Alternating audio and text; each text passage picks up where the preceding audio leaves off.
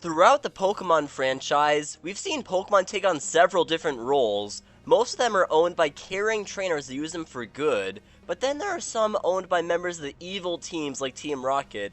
They use their evil Pokemon to do, well, evil things. Previously, we've given Pokemon to the protagonists of my favorite book series, Wings of Fire, but now it's time to head over to the dark side as we give Pokemon teams to the Wings of Fire villains. Just like last time, we're going to give each character a team of 3 Pokemon that would best suit them. Although this time, I'm not going to make any limitations on the Pokemon I can give the villains to make things a little more interesting. As usual, don't forget to like and subscribe if you enjoy this video, and now, let's get started. Starting off with an iconic Wings of Fire villain, we have Queen Scarlet of the Skywings. She is known for her extremely manipulative ways, convincing dragons like Peril to fight for her. So to start off, we're going to give Scarlet a Salazzle. Not only do they both share the same evil face, but Salazzle is known for using their toxic pheromones to attract Salandits and manipulate them into being loyal servants. Like most evil queens, Scarlet is obsessed with her treasures, so the classy cat Pokemon Meowth is a good choice. Meowth likes to find shiny coins and other treasures, which could help Scarlet become even richer.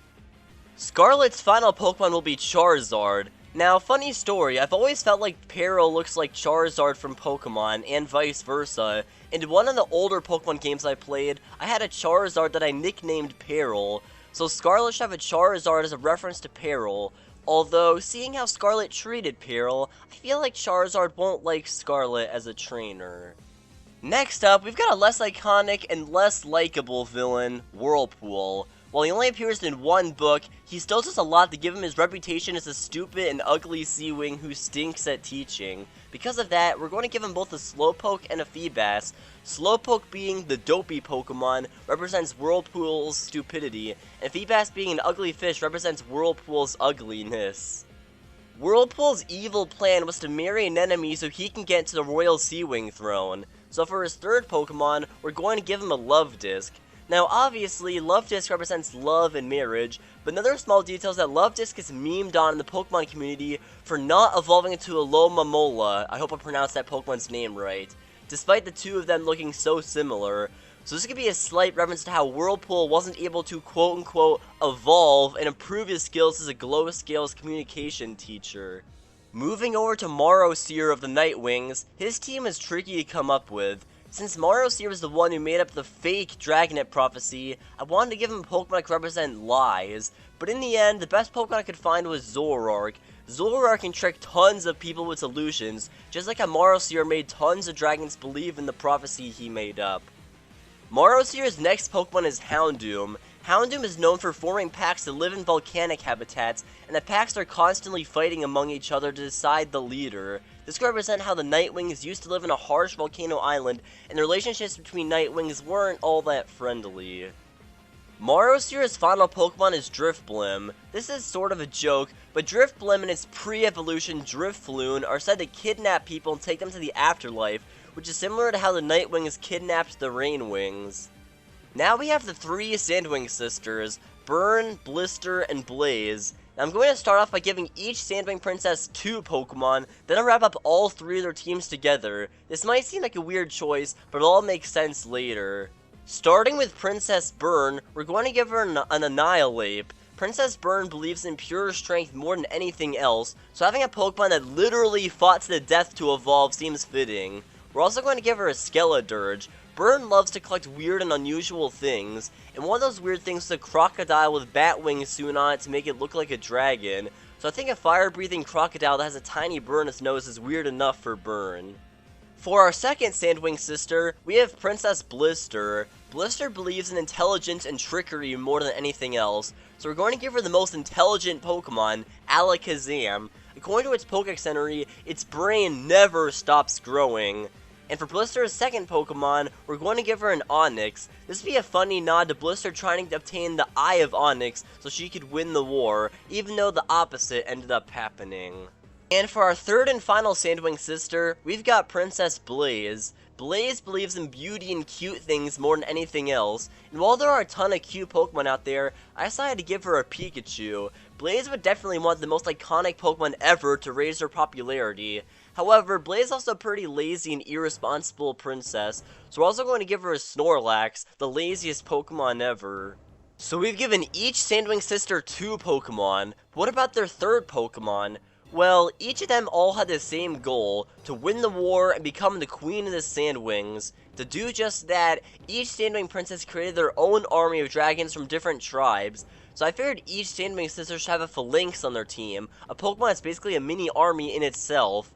I see 3 Sandwing sisters having their Phalanx fight each other to determine who is truly the strongest. Now we have Chameleon the Rainwing, and right off the bat, we're going to give him a Kecleon. Chameleon was made fun of as a Dragonet for being named Chameleon, despite being the only Rainwing that couldn't change his scale colors like a chameleon, while the Pokemon Kecleon is made fun of in the Pokemon community for not being able to learn the move Camouflage in certain Pokemon games. Chameleon gets his hands on Darkstalker's Talisman and uses it to shapeshift himself into different dragons. So obviously we're going to give him the shapeshifting Pokemon Ditto. And for his final Pokemon, I actually decided to give Chameleon an Eevee. Chameleon is able to turn into a dragon from each of the 7 dragon tribes, like how Eevee can evolve to 7 different Pokemon with different evolution stones. Now we have who is probably the most iconic Wings of Fire villain, Darkstalker. Since he's an incredibly powerful Nightwing with both Animus Magic and Mind abilities, we're going to give him a full team of legendary Pokemon. First, we're going to give him the almighty Giratina.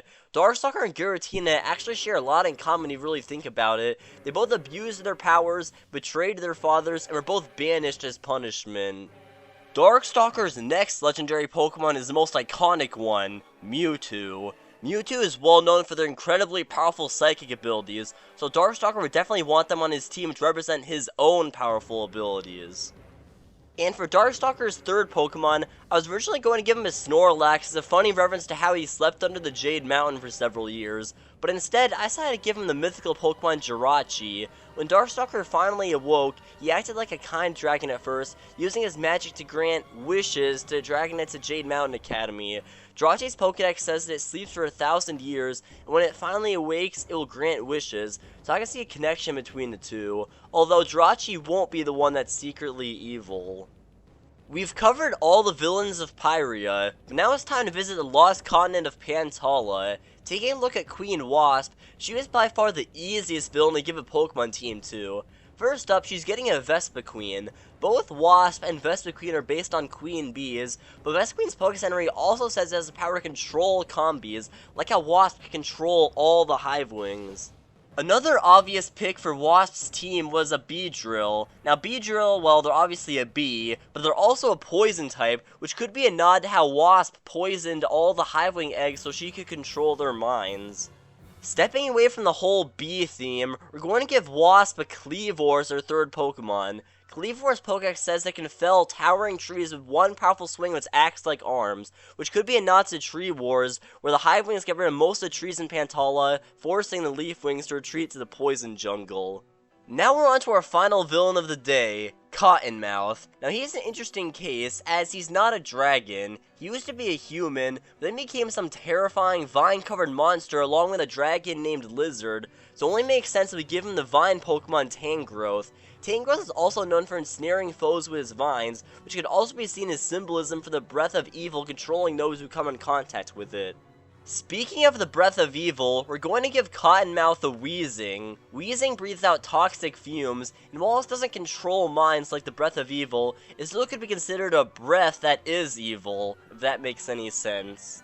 Now for Cottonmouth's final Pokemon, we're going to give him a Pokemon to represent the Scorching. Now you would probably expect a fiery Pokemon like Primal Groudon or something like that, but I actually decided to give him an Execute. After all, Cottonmouth started the Scorching by stealing an egg from a dragon, so it makes the most sense for him to have an egg Pokemon on his team.